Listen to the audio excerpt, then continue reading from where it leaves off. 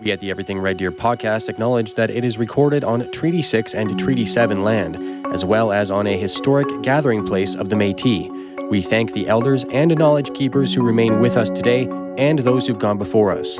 This acknowledgement is small, but meant nonetheless as an act of reconciliation and gratitude. Local, credible, now. You're listening to the Everything Red Deer podcast, powered by rdnewsNOW. We talk to the movers, shakers, and newsmakers around Red Deer and Central Alberta, then bring those interviews to you. And now, here's your host, Josh Hall. Hey everyone, it's February 28th. Thank you once again for tuning in to the Everything Red Deer podcast. Today is episode 10. It's a small milestone, but a milestone that I'm quite proud of nonetheless. And I have to say, I've only become more excited for the future with this podcast after doing 10 episodes. We've spoken to the mayor multiple times, actually. We've heard from sports organizations, the RCMP, community agencies, and nonprofits. And today, it's another really interesting and informative conversation, if I do say so myself, that I got to have with the National Farmers Union. I won't give it all away just yet, but it was earlier this month when the NFU issued a statement in defense of policies related to diversity, equity, and inclusion in the wake of what they say as being an attack on those areas by the U.S. government and other corporations. To clarify, this is Canada's National Farmers Union who is standing up to this. My chat with the NFU's National Youth President and their Region 7 Director for the Red Deer area is coming up momentarily. First, it's time for our new segment, and if you've been a reader or follower of RD News Now for a while, this may sound familiar. It's In Case You Missed It.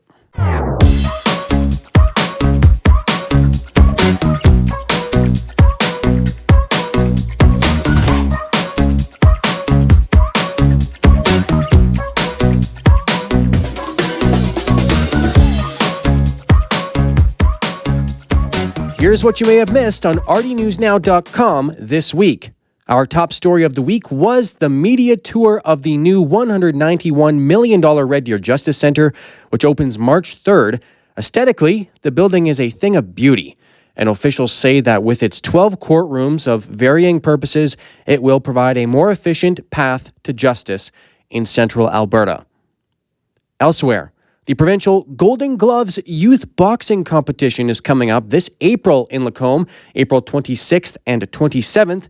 The event will feature top boxers from around the country, 11 years of age and up. Meanwhile, the Red Deer Curling Centre spoke with RD News Now's Ian Gustafson this week about reaching its 125th anniversary. That's an incredible milestone itself that takes it back to 1898. If the math is not mathing there, I guess that would be 127 years, but I think we're subtracting a couple for that dastardly period we know as the COVID-19 pandemic. By the way, happy birthday this week to Mr. Ian Gustafson. Then, our Ashley LaValle-Koenig had coverage of this week's Red Deer City Council meeting, where there was a lot of talk about priorities for 2025. Over in the county, a $3 million federal grant will be used to upgrade an aging fleet of transit buses. In entertainment, Central Alberta Theatre hosts its final show of the season March 7th to 16th at the Memorial Centre. It's called Opal's $1 Million Duck. And from March 19th to 22nd, the Lindsay Thurber Theatre program presents Footloose at the RDP Arts Centre. Lastly, March 14th, the RDP Psychology Society presents their annual symposium, this year called Hope After Hardship, and it will feature Red Deer Emergency Services Deputy Chief Tyler Pelkey as keynote speaker.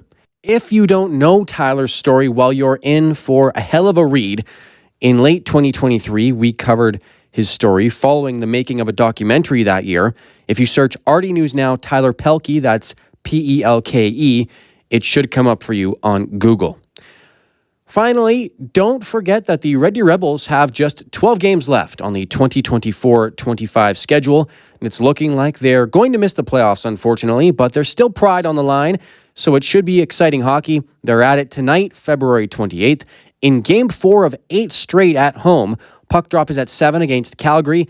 They host Kelowna tomorrow, March 1st, Brandon on March 4th, and Medicine Hat a week from now on March 7th. All games can be heard live on 106.7 Rewind Radio. That was In Case You Missed It.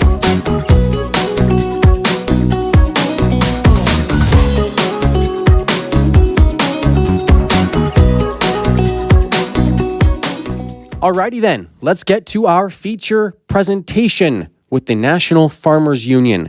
Full disclosure, the audio is a little rough, but hopefully you won't find it to be too hard of a listen. It is otherwise some very poignant thoughts from my guests this week. Please enjoy.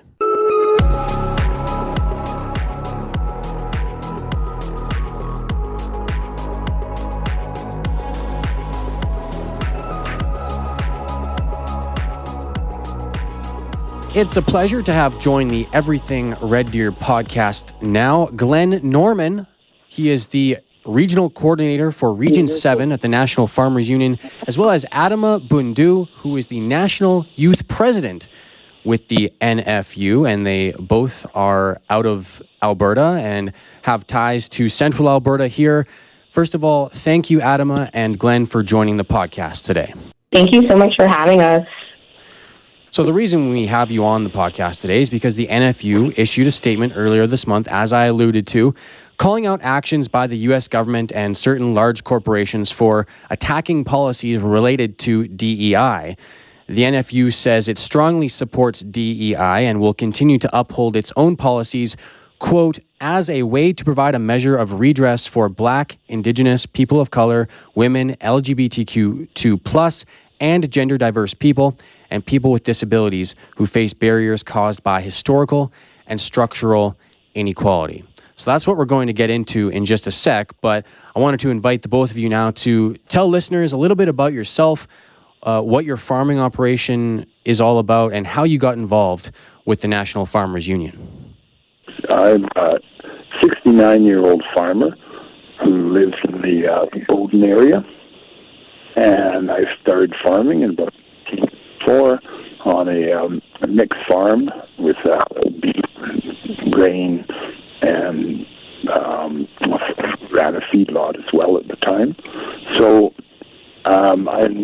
over the years, the farm has changed, and in 2009, I began farming on my own as a direct marketing beef farmer. And today I produce forage, beef, and honey, all of which I direct market mostly in the Red Deer area.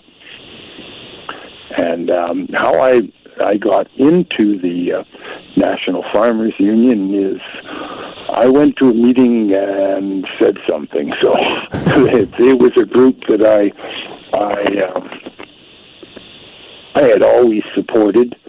I had always thought that they were a very progressive group and had some marvelous thoughts and ideas about agriculture in Canada. So I'll pass it on to Adama. Thank you so much, Glenn.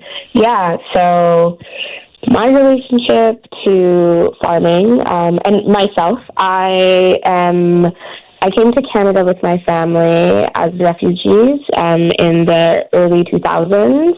And back in where my family farms in the West African region, I have family in a few different countries, but a lot of the farmers are in the Sierra Leone, Guinea region, and I have cattle herding family on my dad's side. He's Fulani, which is nomadic cattle herding tribe in Africa. It's the third largest one. So I have a big history, legacy, heritage connected to agrarian and herding cultures. And when we came to Canada, when we settled in Edmonton, my mom was able to work with Ukrainians who had relationships in the prairies to farming. And at some points in my life, we were able to work on different patches on my mom's coworkers' farms.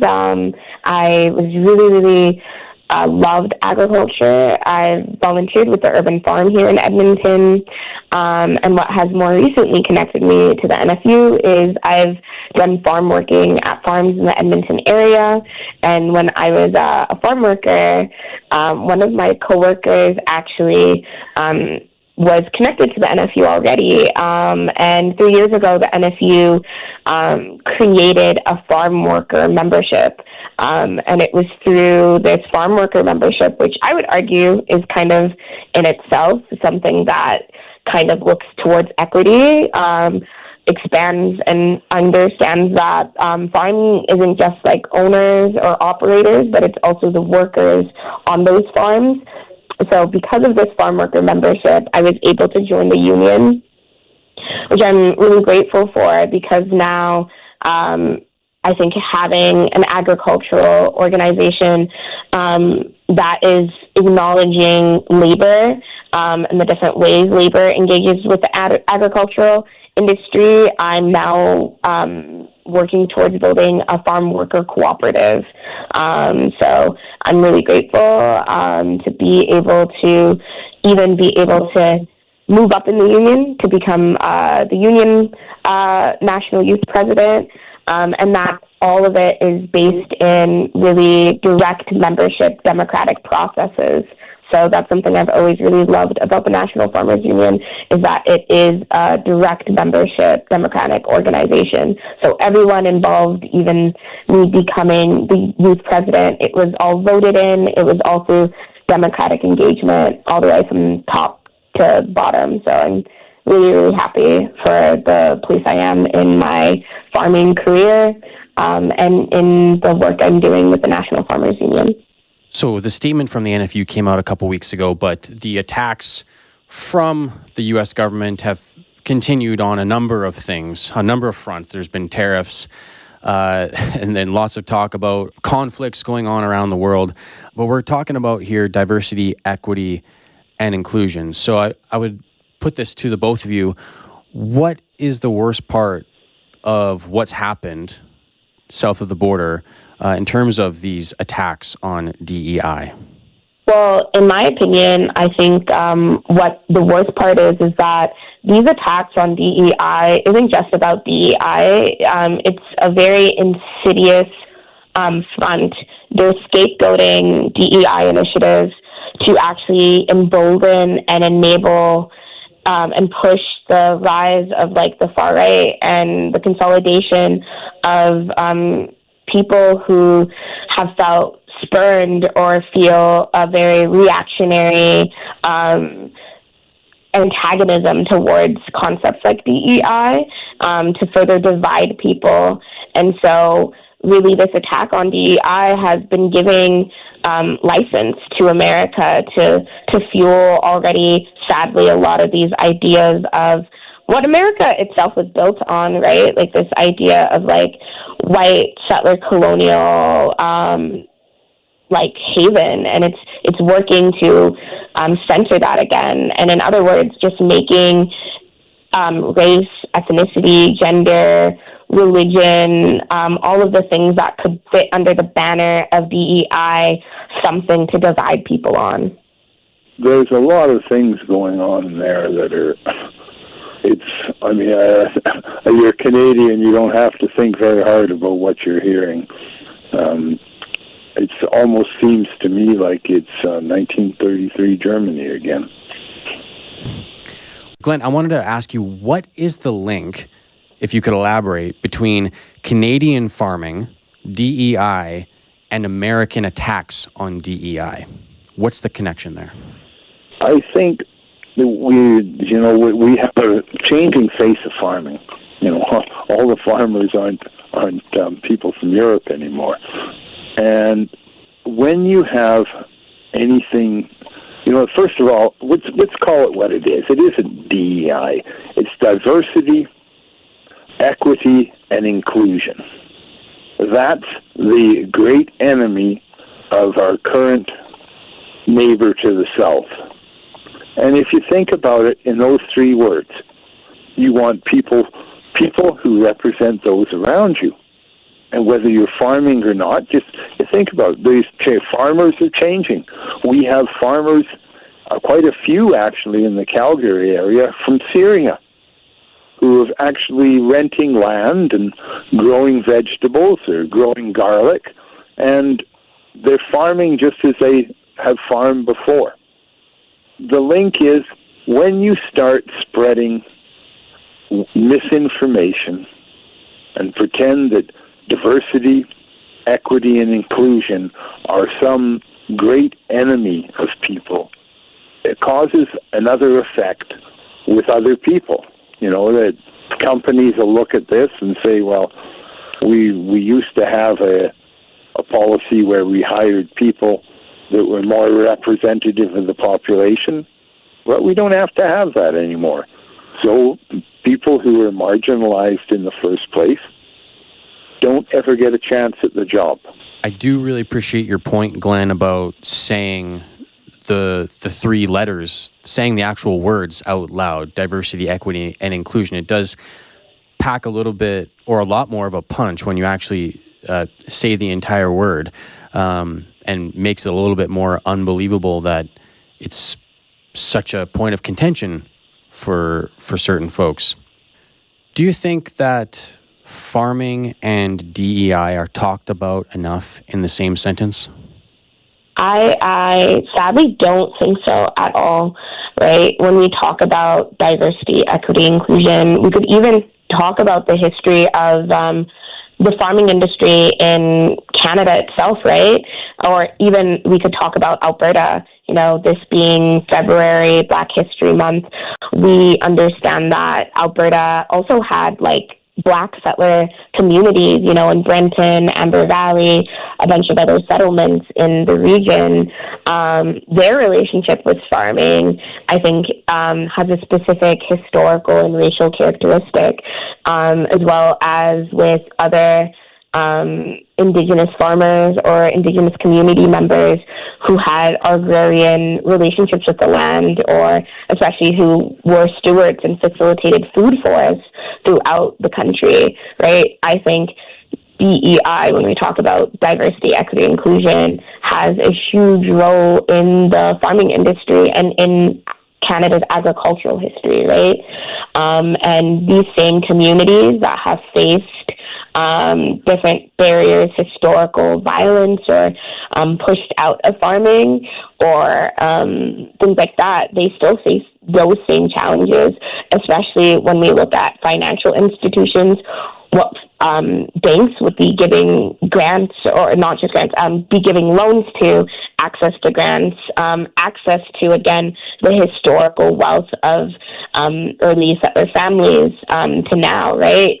We also think DEI is very, very necessary in understanding even on the economic characteristic of the monopolization of farming, on the growing nature of agribusiness, on our current government agricultural agencies and other farmers, right? And things that create barriers for farmers who have these different relationships with class, ethnicity, religion, regional access. I think it's all connected. As youth president, do you feel there's an evolution happening in farming with younger farmers such as yourself coming up in the industry and making change in these areas?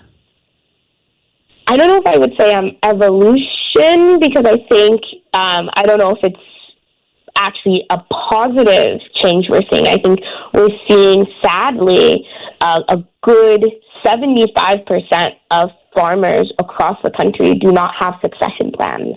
So I think when we look at what the agricultural industry youth are walking into in Canada right now is an incredibly different economic position than in past decades in this country, right? So youth are not in these succession plans. I think more young people from rural areas are not seeing agriculture and farming as a viable industry to continue on. They're not succeeding the farms of their ancestors, of their grandparents or parents, right? So I think the current landscape for youth in Canada for farming, and again, the future farming in Canada needs to look like targeting our monopolization and the growing agribusinesses hold on land. And if we want to have a future for youth in farming, it has to look like a nationwide commitment to agricultural reforms, right? So, yeah, for youth, there is a lot happening on the union end in doing policy and pushing for policy around land access, in pushing for, we have a BIPOC caucus, again, as well as a youth caucus, and both together are pushing for looking at these barriers young marginalized farmers are going to have to struggle with accessing and entering the farm industry.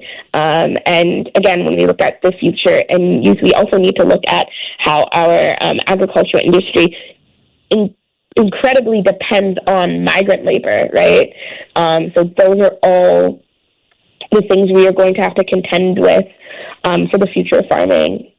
There's a bit of a misconception, I think, around what DEI means. And the misconception is that people hear DEI and they think it means giving certain demographics an unfair leg up in the system, when really it's about a course correction and making up for hundreds of years of mistreatment and inequity.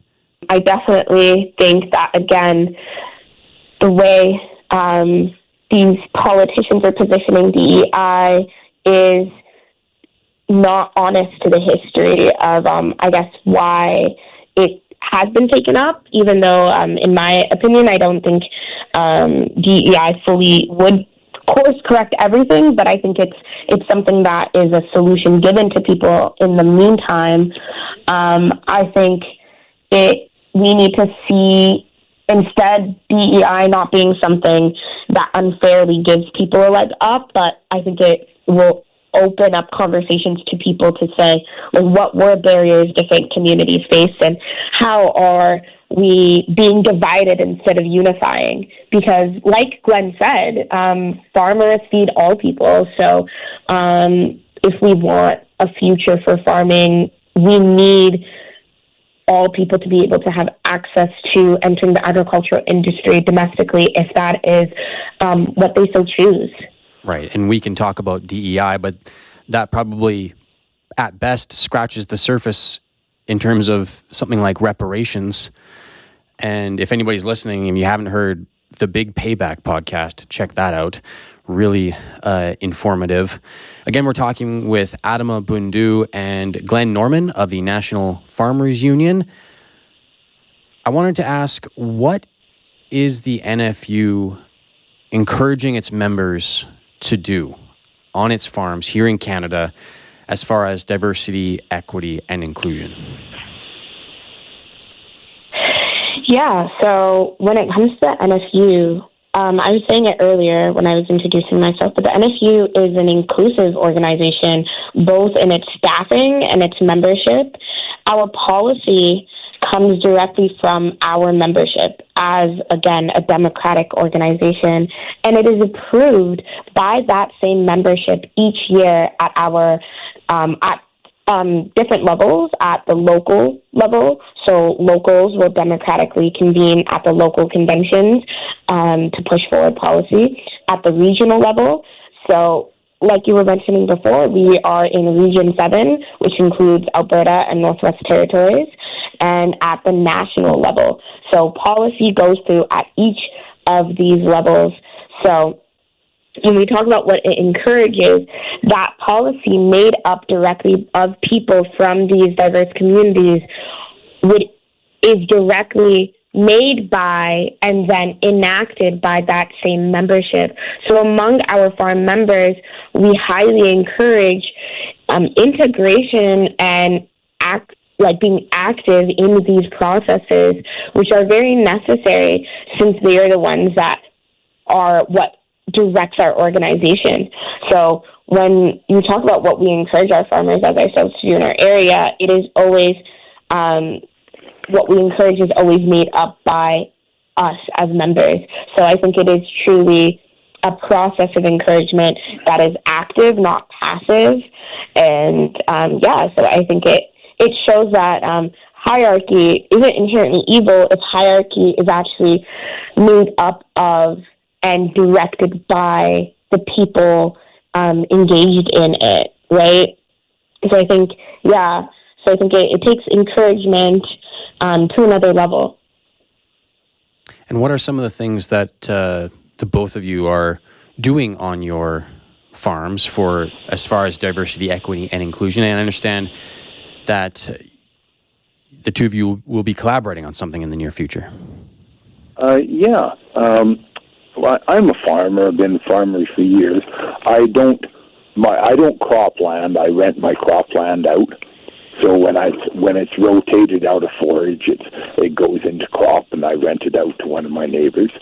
Well, I have some land. It's a very small piece of field, and it's more suitable for intensive farming, for somebody to come in and grow vegetables or a specialty crop like garlic or something where you have higher value per acre. And I have made this available to a co-op, which is actually Adama is part of, and it's made up of marginalized people, and it's based to help feed their communities. And they will be renting the land from me, and I will be assisting where I can, or if I can, and they will be growing vegetables for marginalized communities to sell through CSA, which is a community-supported agriculture. What it is you buy a share in the crop, and then over the season, you get an allotment of different vegetables placed and delivered to you. So it might be lettuce early, and then peas and carrots, and then just work the way through the season. So what they have, and people can either pay money or they can come and provide labor. I mean, there's different ways of working it. I mean, Adama can probably tell you more about that than I can, but I've made this opportunity for people to do this. I mean, otherwise, as far as diversity, equity, and inclusion goes in my farm, I'm basically a one-man operation along with my wife, who works and doesn't farm. So Adama, you want to explain more? Yeah. I'm so happy, and I think that directly shows how the NFU is an organization that can facilitate these kinds of connections. Because I think, again, if I was until this point, a landless farmer or a farm worker.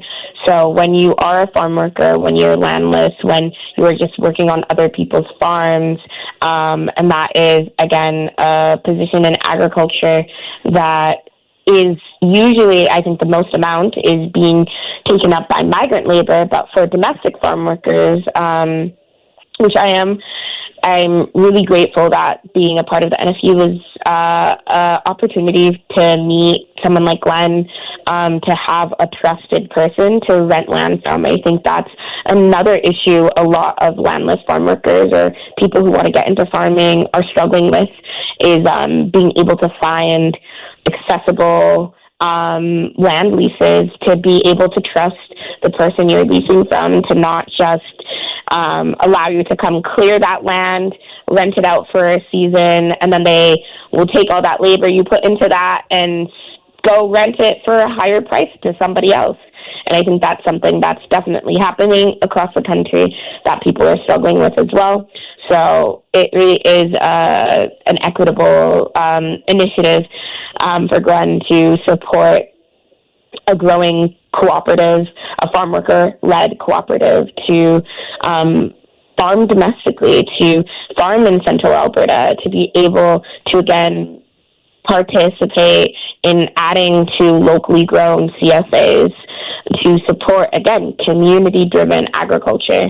So those are definitely things that are only supported by DEI initiatives. And so, again, it trickles down all the way to everyone locally to be able to access agriculture. It is always something that can be a unifying process and not a division, not something that gives people handouts.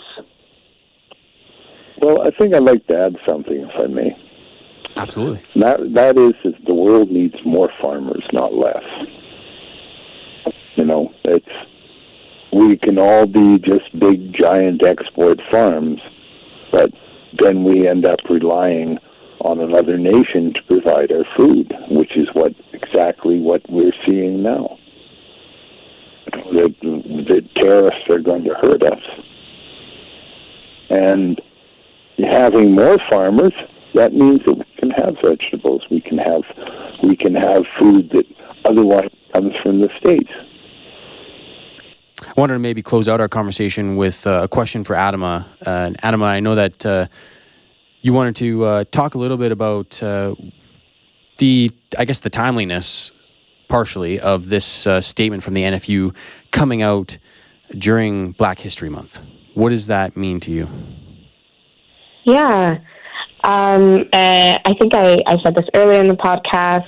I am of African ethnicity, so I identify as Black in North America, really connected to and really passionate about the history of enslaved Africans. Like I mentioned earlier, Alberta itself has a history of Black settlements, of folks who came up from the south and settled in Alberta, and of those settlements, there were farmers, right? So I think the NFU, in the past, we've had, and you can check this out on our YouTube, but we have a series called NF University, and we've had an NF University session talk specifically about this amazing history of Black settlers who were farmers in the prairies. So I really encourage people to watch that on our YouTube channel. You just search up National Farmers Union of Canada. You can look up and connect it with and say like Black farmers in the prairies. So throughout NFU's history, we've definitely been a supporter of and pushed for people to understand these histories. So I think us releasing this statement is a continued testament to that. And in the past, we understand that, especially in the U.S., even having Black History Month formally acknowledged was a struggle. And even again, sometimes we all can acknowledge that Black history spans more than just a month, more than just February, but definitely we see these antagonisms grow, and only seeing these initiatives of Black History Month and DEI as something that separates us. Instead, I would really hope more people could see it as a time to engage, to connect with those of Black heritage in your communities, in your neighborhoods, because I'm certain, just like Glenn was saying, we're integrated parts of our cities, our communities where we live, and have been making history just like anybody else, but those histories usually are not taught or are very hidden. So I think, like the history of the Black settler farmers, we've never had that in the curriculum growing up in Alberta. I only learned about it later by meeting people from those communities in where I lived. So I think it's a clear testament that we have a long way to go, but we're all a part of making that change and the direction towards it. I just want to say thank you so much for coming on to the Everything Red Deer podcast, to both of you, Adama and Glenn, and look forward to hearing more about your collaboration down the road, perhaps. And if you want to read our written edition of the interview with these two, it's at rdnewsnow.com. And if you want to learn more about the National Farmers Union, you can check out nfu.ca. I'm sure they're all over social media too. So thanks a lot for joining us today. Yeah. Thank you so much. And I don't know about Glenn, but I would definitely be excited to come back to talk about the progress of the cooperative in the future, especially because it would be in the area. So very, very excited. This has been the Everything Red Deer podcast, powered by RD News Now. This podcast is produced and edited by the team at RD News Now and Pattison Media Red Deer. Make sure to download our mobile app and subscribe to our free daily newsletter by visiting rdnewsnow.com. Thanks for listening.